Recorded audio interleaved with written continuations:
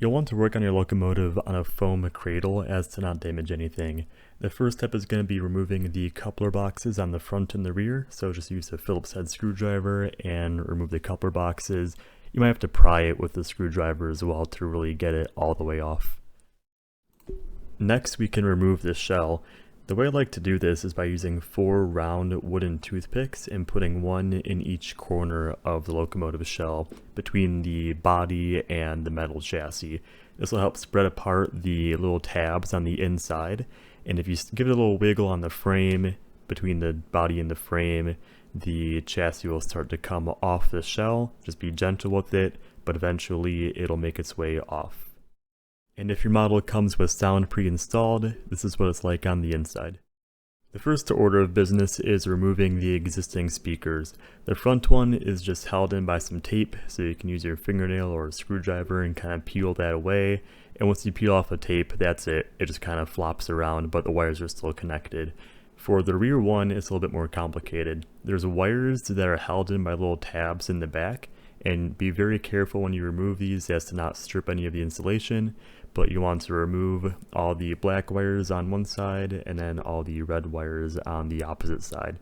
And just be real gentle with them, because if you pull too hard, it can pull the wire out of the truck underneath. And just push them off to the side, and other than that, it's pretty straightforward. Next, use a Phillips head screwdriver to remove 2 screws holding the speaker onto the frame. Make sure not to lose the screws because we'll be using them in a minute. And now we just have the wires to worry about.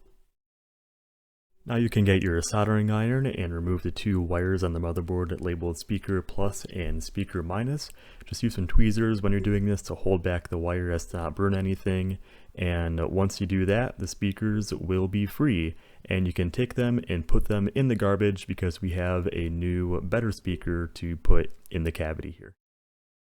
Your Motown model speaker will fit right in the cavity without any trimming or cutting issues, and just use the 2 screws that we took out before this step and reinstall them, and the speaker will be mounted.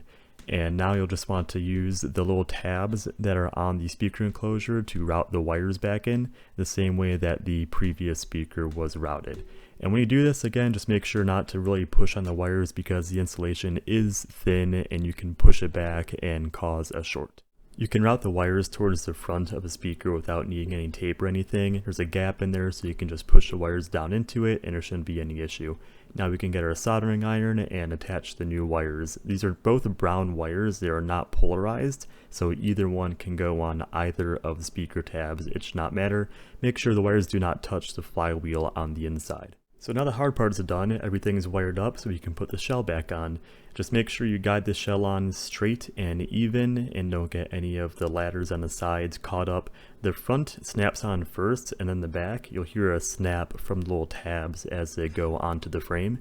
And now all we have to do is reinstall the coupler boxes. So just like before, feed the box into the coupler box housing and screw the screw in. Be careful not to over tighten the screw because it's going into plastic and you can strip it out if you're not careful.